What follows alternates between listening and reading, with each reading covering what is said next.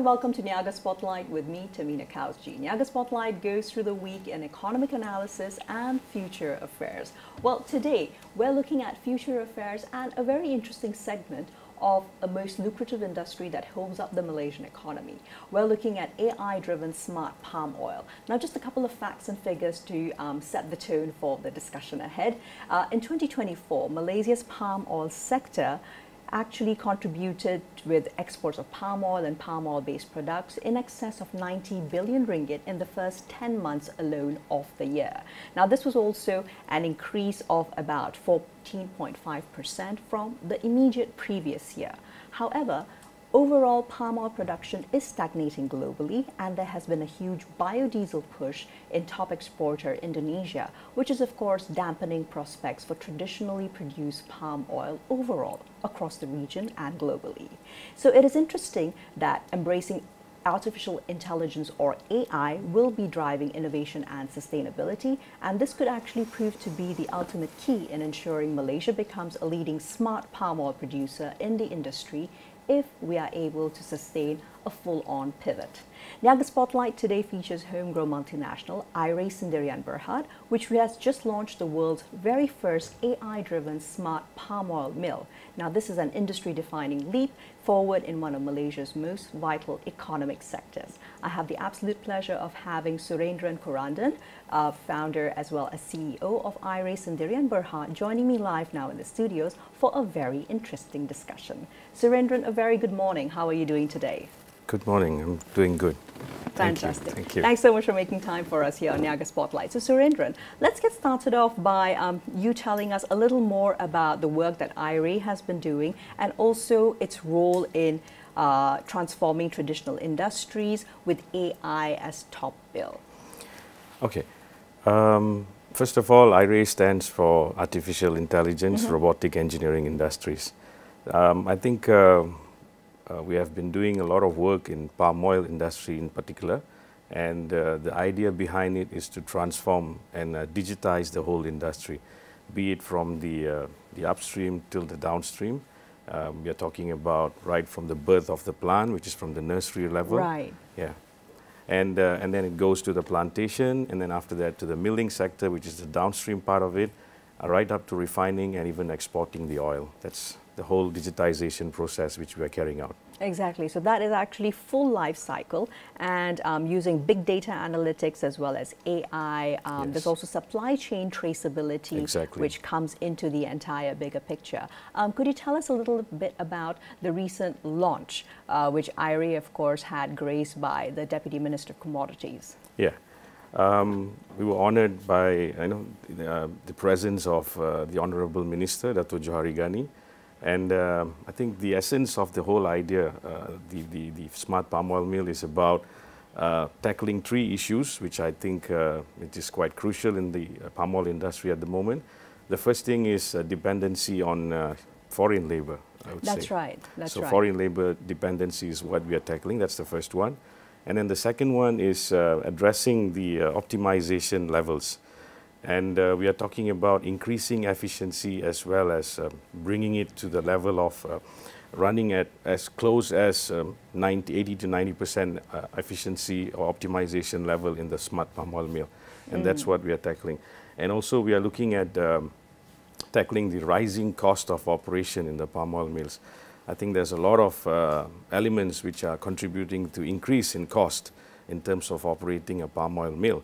And this solution has been able to tackle all the three problems which are quite crucial in the industry at the moment.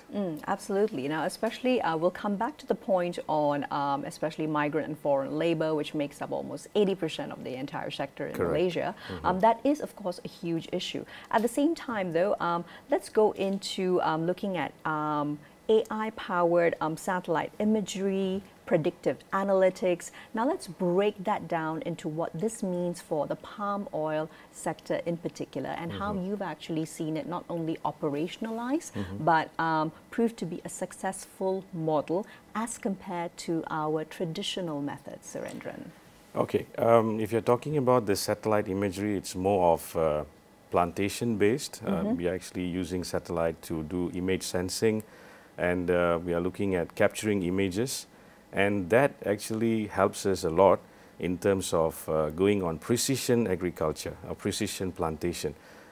This is also a part where we are able to go in depth by using imagery footages, and we are trying to put in AI algorithms in it in order for us to detect a lot of things, I would say, anomalies and even deforestation, for instance, because these are the technology which we don't have in the past, which we have now, that you can actually use satellite imagery, geofencing technology, and things like that. So answering your question, satellite imagery is something which we are actually doing in order to narrow down the monitoring processes of the plantation, and at the same time we are also helping in terms of detecting, or maybe we can actually look at data, historical past data on fire-prone areas and things like that, and we use them to actually predict things which is about to happen, meaning fire-prone areas and which has a lot of historical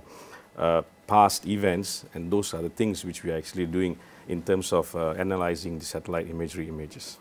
Most interesting indeed, because speaking of predictive analytics and historical related issues, I would definitely say that one of the key concerns when it comes to ESG and sustainability for our palm oil sector is that illegal deforestation has quite often been linked to opening up new land for palm oil plantations. Would you say that satellite imagery and predictive analytics would also be able to help make a dent in this arena? Yes, definitely, because I think satellite imagery in particular, it gives us more view, a bird's eye view, I would say, in terms of looking at how the contour of the land is being managed, and at the same time, I would say it gives more widespread information on how the plantation is being managed.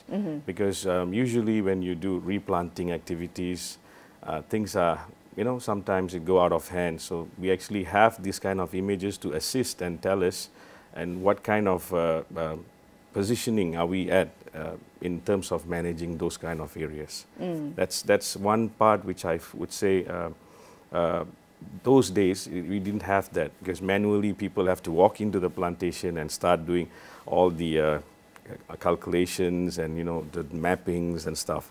So this has actually gone to the next level where satellite imagery is able to give us a very clear picture of what is happening. So fast, efficient, and of course at the same time able to be replicated across. Yes, correct. And let's look at the wider picture. The wider picture, of course, is whether or not our palm oil industry will be able to meet stricter global sustainability standards in line, of course, with the United Nations SDGs.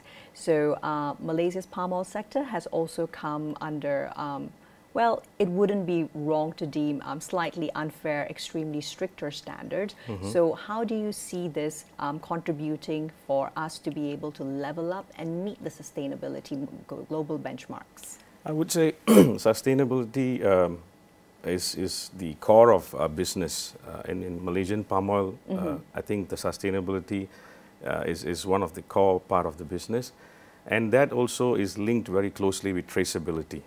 I think sustainability is the way how we actually manage the plantations and also undergo the operations of the factory and also the milling processes.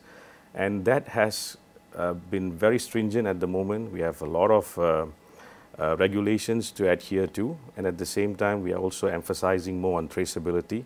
And I think with technology-driven solutions, this has become much easier. Just for example, I would say that you look at food security, for instance. We would like to know what kind of product are we consuming, and at the same time, we are also looking at where did it come from. So the origination point is very important, because you want to know something which you're consuming, and is it safe? Is it with good manufacturing practices, good agriculture practices. So these are all the data which actually is being collected, and this is actually helping in terms of achieving the sustainability practices and also ensuring the traceability, which actually it sums up to the food security element of it. It does indeed. One area which I might like to touch upon, though, would be Surendran. When it comes to compliance overall, is there a way to balance the huge push forward for AI-driven analytics and consolidation together with grassroots community-driven conservation efforts? Yes, balancing both of that is quite a challenge. I think we are talking about getting in AI into a community which is looking at it for the first time. And sure. I've been always asked this question, just to put it on a more like a layperson kind of analogy. It's like, you know, how can I bring AI into the jungle? You know, this is an industry which is always in remote locations and things like that. So bridging them from where we are talking about, you know, AI, machine learning, deep learning and things like that, and you're bringing this into a place where people are not familiar at all. Outside of the average level of digitization. Yes, yes. Yeah. So a few things which is actually a barrier to us. The first one was the literacy barrier, because sure. I would say literacy is very important when you're talking about technology adoption. That's the first thing. And the second part, which I think there's, you know, bridging this comes with an issue where the digital infrastructures which is present within the plantation community in remote locations. Of course, I would definitely say that, you know, hats off to the digital ministry, which are actually going out deep inside the jungles to put in internet connectivities and stuff like that. And at the same time, the part of where, you know, you adopt this kind of technology, which is very new, and it's also costly. So the financial assistance has to also come in order for us to blend in with the current culture and also blending in these kind of technologies into you know, getting the system running up and good. Yeah. Exactly. So there has to be a lot that happens simultaneously as well. So yeah. that, of course, is a process. Let's now shift it to looking at how these technology-driven solutions, Surendran, can hopefully enhance Malaysia's global competitiveness. We were, of course, speaking about the data that has been coming out. Of course, the industry overall has been insofar doing well for 2024. Exactly. That is not necessarily, given the traditional modes of production for palm oil, going to remain true for the next even 5 years to come. Yes. So let's talk about the role of competitiveness when it comes to AI adoption. I would say those who are the early adopters will definitely benefit, you know, tremendously, I would say, because this is going to simplify a lot of processes. When you talk about competitiveness, I think we stand apart among all those countries of palm oil producers. Reason being that we have our standards, we have our internal standards, which is called MSPO, which is the Malaysian Sustainable Palm Oil, and we also have the RSPO, and these are all standards which are actually governing the sustainable production of palm oil. And in order for us to get certified and also to be a player in the industry, I think AI and also the data-driven technologies are going to help us in terms of keeping us at par in terms of the sustainability certifications. And that alone will actually bring us to that competitive edge, because everybody produces palm oil, for instance. You know, when we talk in the industry, we say all the oil is red in color. It comes from Latin America, it comes from Africa, it comes from Indonesia. But what sets us apart is the adherence to the certification standards. And with this kind of technology, we're actually getting it easier for all the players to embrace and get across the whole thing. That's how it is. Yeah. And let's also speak about the increase in yield per hectare and how that is also going to be able to benefit Malaysia as well as the palm oil players who do adopt this early enough. Yes, in terms of yield, I think there has always been a lot of innovations coming across, and the part of where we use IoT sensors and things like that, in downstream, I would say in the factories, yes, you have a lot of, I would say, you're free to use sensors because you know, it's a very limited area. But when you talk about plantation and you want to know what kind of yield you're predicting and all, and there's a lot of external factors which are affecting it. And weather it's a sprawling patterns, area too. yes, the the shape of the land itself, the weather patterns, the fertilization processes and things like that. So this is where AI will actually come in to assist them, and I would say it actually puts them in a position where they can see what has been the records in the past, which has given them that sort of a yield. And the parameters of, you can play around with your parameters. You can set certain parameters like weather and all. It's, it's fixed. You can't go and change them. But, certain things like, the practices within the plantation or practices within the milling processes, that can be fine-tuned to actually see what kind of results you're achieving. And this is how we do data analytics in the AI processes, where the algorithms actually is being put there, and it gives you very easy results and tells you, okay, this is what you need to increase in order to get the maximum output or the maximum yield. So that's how we have been able to assist players to see and focus on areas. And with so much of work being done to educate and also operationalize the palm oil players, let's talk about the value of sustainability, but as a branding tool. Now, it's interesting that despite a lot of efforts that have been put in by majority palm oil producer and exporter countries, especially over the past 5 to 8 years, the industry, the product itself still maintains quite a controversial, quote-unquote, reputation. Now, what is the value of now pivoting and using the sustainability, which has already become integral to the way a lot of production is occurring around Malaysia, but maximizing that to open up perhaps even new markets so that we're able to, in that sense, influence where the market is going and perhaps not spend too much of time addressing controversies which refuse to take in the renewed data and the renewed commitments that we're seeing at the grassroots. Okay. Sustainability, again, it's how the industry is being driven, particularly in Malaysia. We have experiences working with other countries outside Malaysia as well. But I would say Malaysia has specifically emphasized on sustainability. And this alone will actually be able to put us at the very top level, because we are doing things right. And we have standards, we have regulations which we are following. And I believe that, the EUDR, the European Union Deforestation Regulation, which is coming across now, and all those things are being taken very seriously in Malaysia. And that is what we are addressing. And I can see that, putting that primary focus on sustainability, and in terms of consumer mindsets, whom are like looking at things which they consume now very seriously. Back in eco-conscious consumers. Yes. So it's more of a bioeconomy now that I would say. It's more like, you have to look at all those things. Not only sustainability is not targeting on the good agriculture practices or good manufacturing practices. It is also looking at how do we treat the carbon footprint, and at the same time the methane generation, and those kind of things. So we are looking at circular economy, waste is being turned into energy.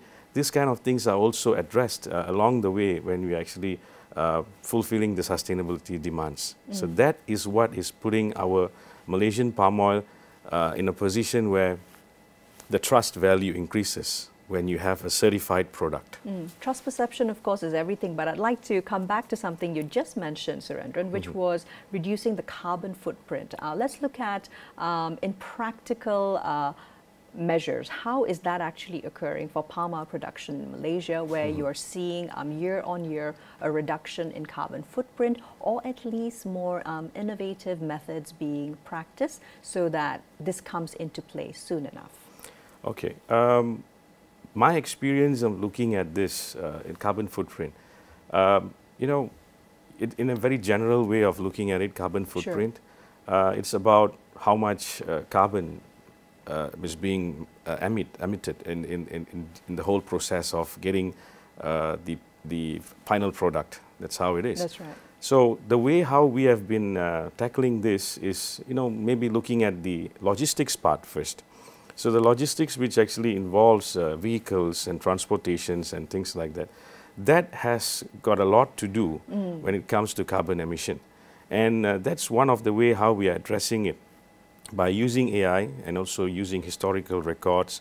And a very simple way of putting it is like, how do I transport my fresh fruit bunches from the plantation to the mills?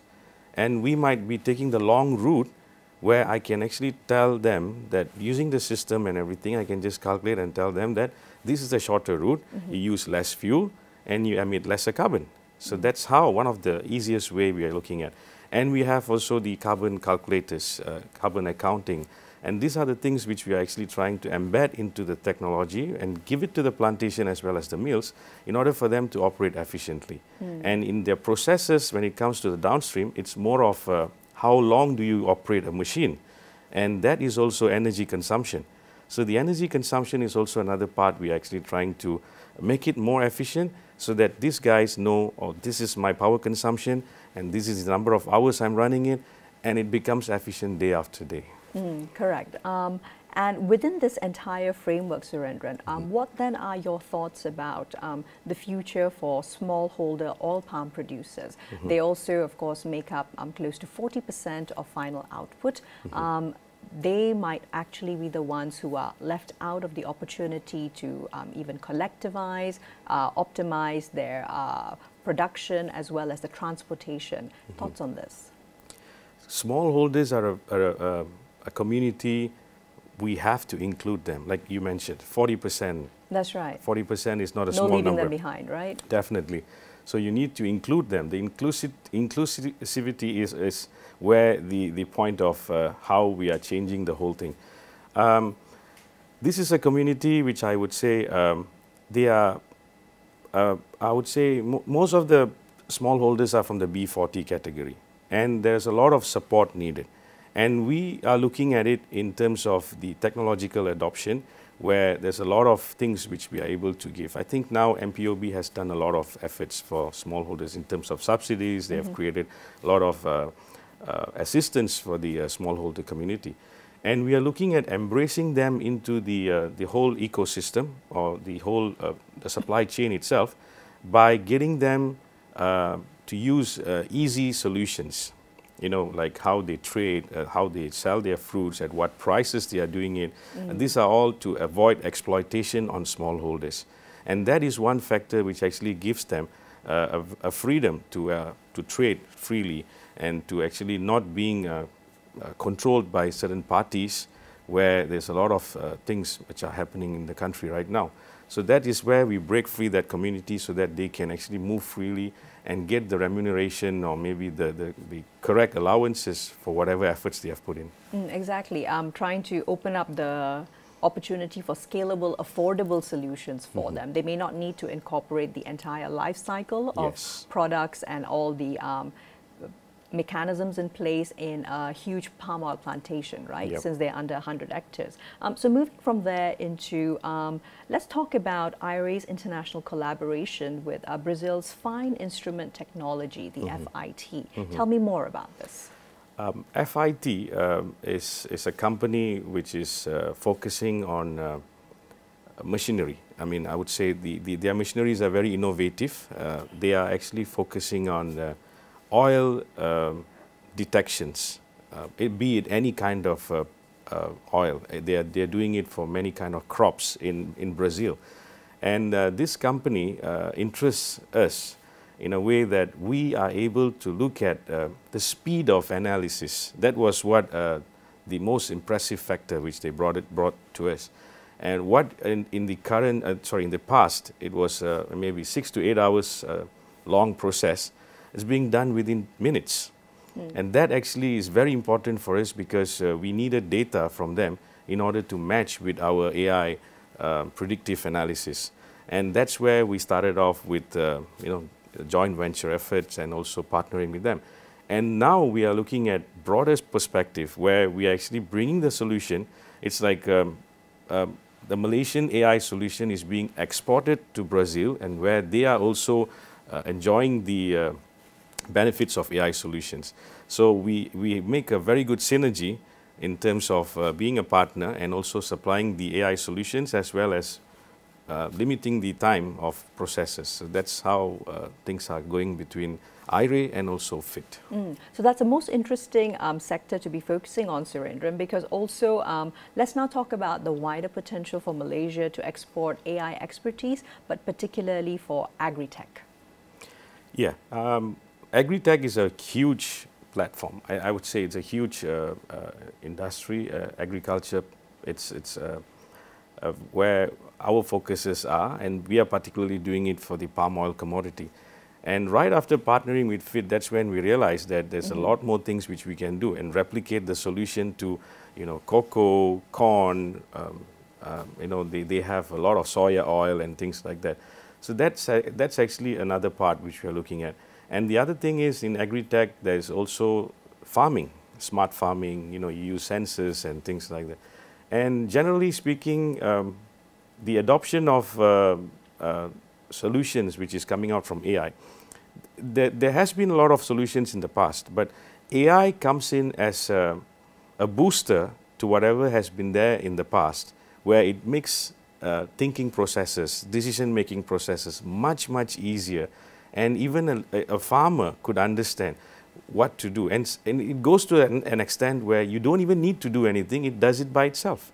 So that actually saves a lot of time, effort, and they can focus on other things which has been left out in the past. Exactly. So a lot of opportunity to explore and develop competencies as well. Yes. Could we end perhaps, Surendran, with a couple of thoughts about how enabling AI, particularly for commodities and agricultural production, is actually a means of bridging geopolitical gaps with innovation. This is also a most crucial year for Malaysia as ASEAN chair, and at the same time, one of the top of the list is also commodities and food-related security risks, which are going across ASEAN as well, particularly given how vulnerable we are to the changes in climate. Yeah, I think you mentioned your last, the word was climate. That is actually the biggest problem when it comes to agriculture. And you can't run away much from climate. And it's very uncertain. I think we are quite lucky that we are able to even look at certain patterns of weather.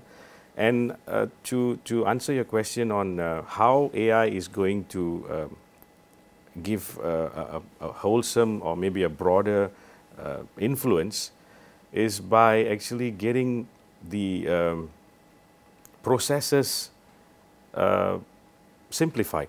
That's how the whole idea of doing this is, because you want to get the processes simplified.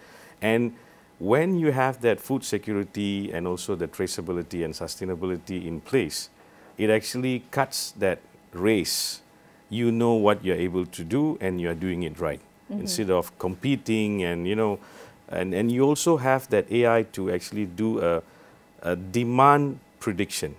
Right. And when you have that yield prediction and you have that demand prediction, in your overproduction time and your underproduction time, these are all being measured, and it gives an early indication for you to be prepared for whatever. So that you don't end up wasting, for example, oversupply of a crop.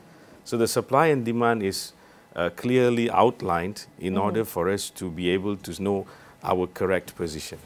So plenty of opportunity indeed for Malaysia if we already not only operationalize but commit to more investment in AI-driven tech for emerging economies in the global south, and for Malaysia to be a very prudent bridge in between. Yeah, and I think in Malaysia, the significant launch which we had last year, that was the world's first AI smart palm oil mill, and that has been a very, I would say, a successful introduction to the palm oil industry.